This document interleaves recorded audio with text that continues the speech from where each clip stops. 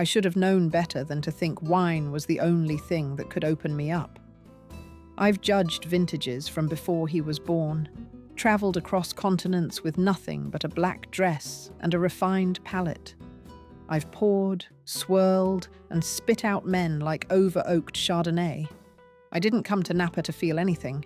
I came to assess, to disappear behind the language of aroma wheels and balanced acidity, to be sharp, controlled, unreachable. But then there was Santiago, too bold, too young. And yet, somehow, he didn't make me feel older in a weary way. He made me feel known. Like age wasn't a warning, but a story he wanted to taste. The first time he looked at me, it wasn't flirtation. It was curiosity. The first time he spoke to me, it wasn't praise. It was challenge. And the first time I let my guard drop just for a sip, I remembered what it was like to be the one who trembled. So how did we get here? Two people who were never supposed to meet.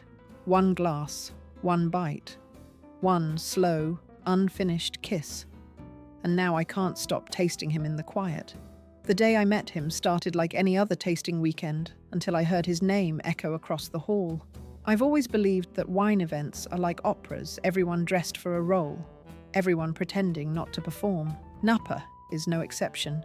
The lighting always flatters, the jazz always floats, and the egos, they swirl like Pinot in a too-wide glass. Still, it felt good to be back. My heels tapped softly against the floor as I entered. A navy jumpsuit, understated but precise. Hair twisted up, badge pinned straight. Marcela Rivera, judge. I walked past barrels repurposed as cocktail tables, past sommeliers who once tried to flirt their way into my notes. I offered a smile here, a nod there. Polished, measured, professional. And then Santiago Cruz. The name rolled across the room, unannounced but unmistakable. Cameras turned, phones rose. Some sous chef whispered, "That's the fusion guy from Mexico City, right?" I turned to look just a glance, I told myself. He stood with a quiet confidence I recognized immediately. Not arrogance, not charm. Something more dangerous. Authenticity, rolled sleeves, worn leather boots, and a glint in his eye like he'd rather be in a kitchen than a ballroom. He was scanning the room when our eyes met. That was the first sip. Not of wine, but of something else. He didn't smile, not fully. Just a lift of the brow, like we shared a secret neither of us had spoken yet. "Welcome," the host called, lifting a glass. "To new talents and timeless taste." We all raised our flutes. I felt the chill of the champagne against my lip, then the warmth that followed. But it wasn't the wine that stirred something in me. It was him. He didn't look away, and neither did I. I came for the wine, not the fire. Yet standing there with that man across the room and the toast still ringing in the air, I felt the first flicker of heat. And I knew I wasn't walking out of this weekend untouched. I've always believed that the plate speaks before the chef. A good pairing tells a story. A great one tells the truth.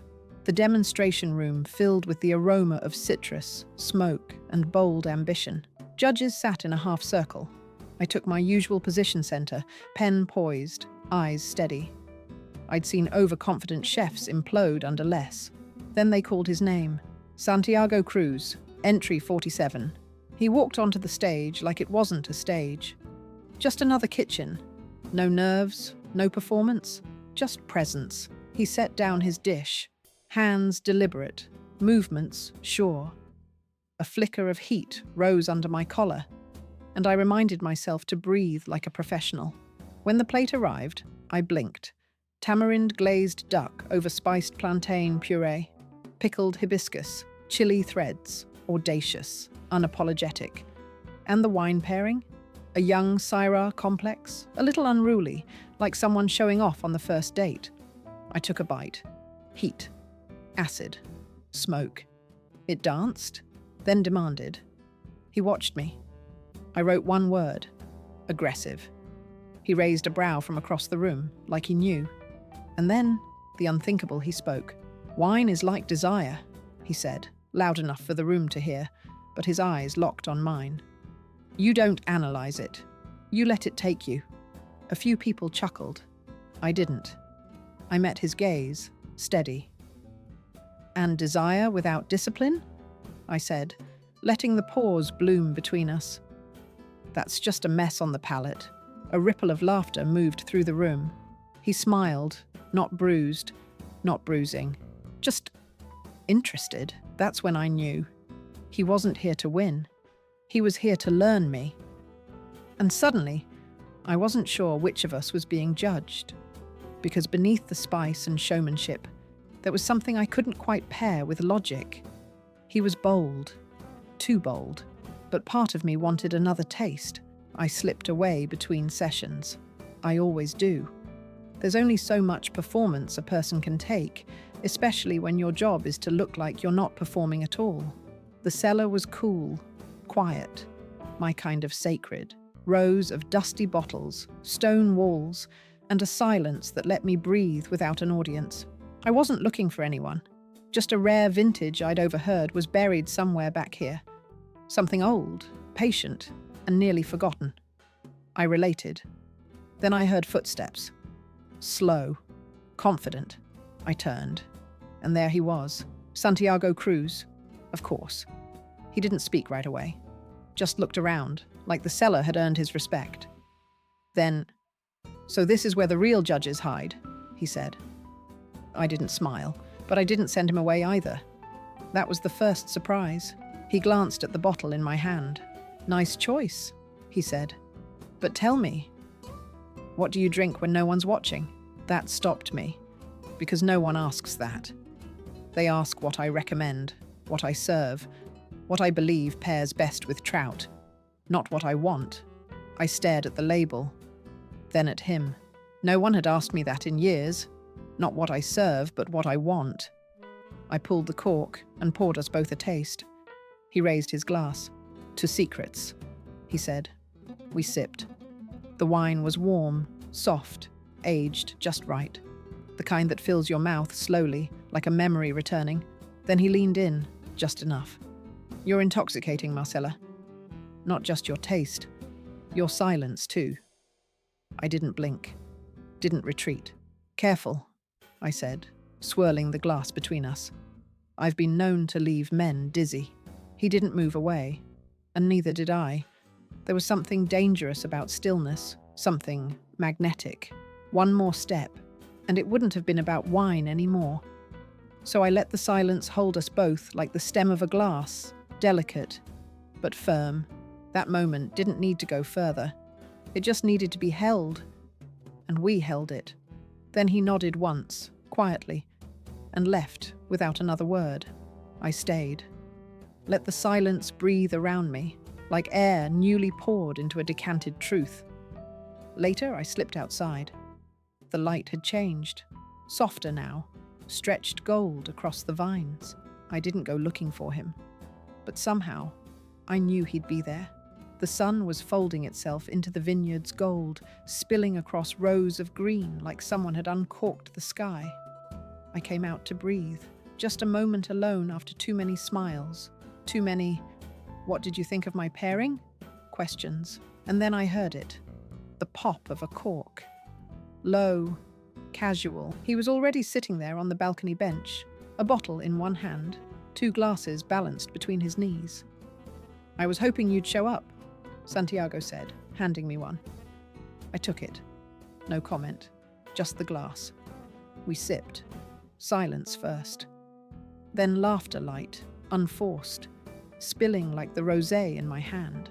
He told me about growing up in Mexico City, cooking with his abuela, mixing flavors she said no proper chef would dare to touch. I told him about judging competitions in Burgundy, where I wore black on purpose, so the men would forget I was a woman long enough to respect my taste. And then, because it was dusk and the light made everything feel a little softer, I told him something I hadn't said aloud in years. That wine I picked in the cellar? My ex brought it home once, said it reminded him of me, complex, a little bitter. I laughed, but it didn't land light. It landed honest. He didn't interrupt, didn't fix. Just listened. The air between us shifted, thicker now. Still warm, but quiet in a way that held something more. He leaned in, slow. I leaned too, just close enough to know how it would feel. Then I pulled back, breathless. "You shouldn't be here," I said, almost to myself. "Not with me." I paused, then let the truth land. "I'm 19 years older than you, Santiago." He didn't flinch, didn't even blink.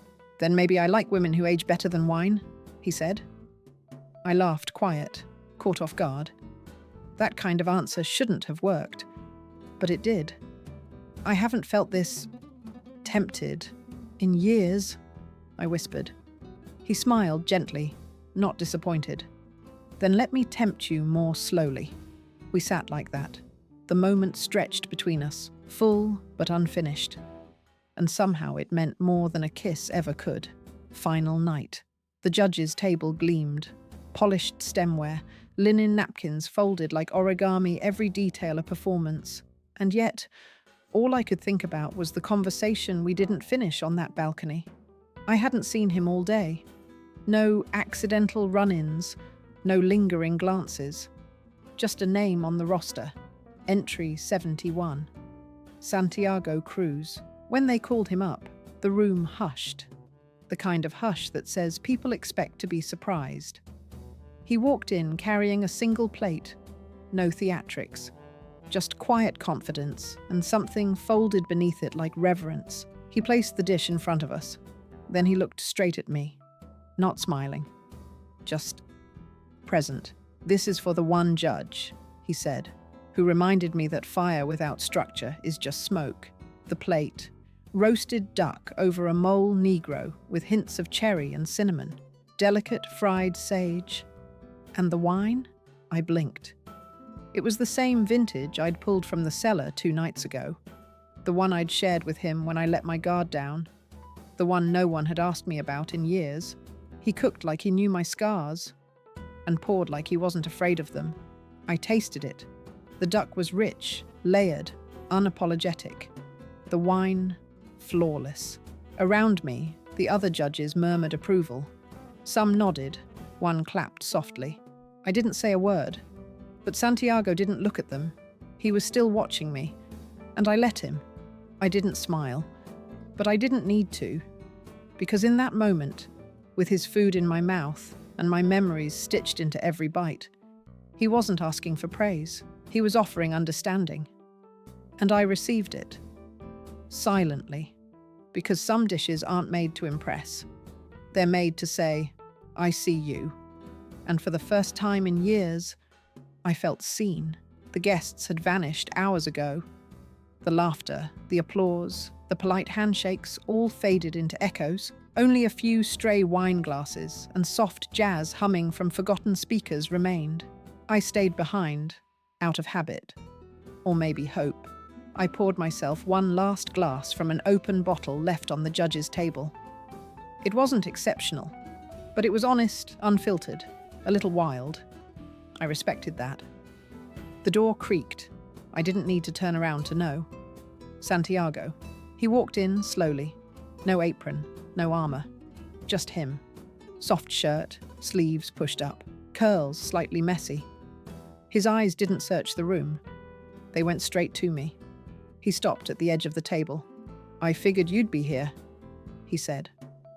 I raised my glass without a word. He didn't ask to join me. He just did. We stood there in silence, the kind that only happens when there's nothing left to prove. Then, "Did I earn your approval? Or at least your attention?" he asked, eyes playful, but voice steady. I set my glass down, not rushing my answer. "You had both, from the moment you challenged me." He stepped closer, gently took the glass from my hand, set it aside. Then he kissed me. Not hungry, not hesitant, just real, slow, rich, and lingering. Like a wine that doesn't need to shout to be remembered. When we pulled back, neither of us said anything. We didn't need to.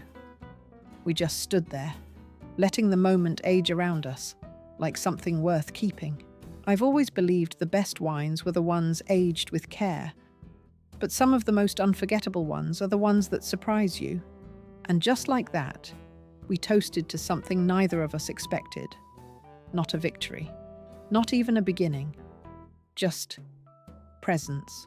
And for the first time in a long time, that was enough.